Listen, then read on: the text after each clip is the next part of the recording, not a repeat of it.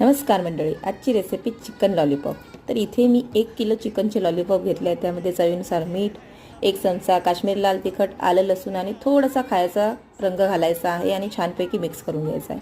नंतर आपण 1 किलोमध्ये इथे 2 अंडे घालायचे आहेत, ते सुद्धा मिक्स करून मॅरिनेट करण्यासाठी ठेवायचं आहे।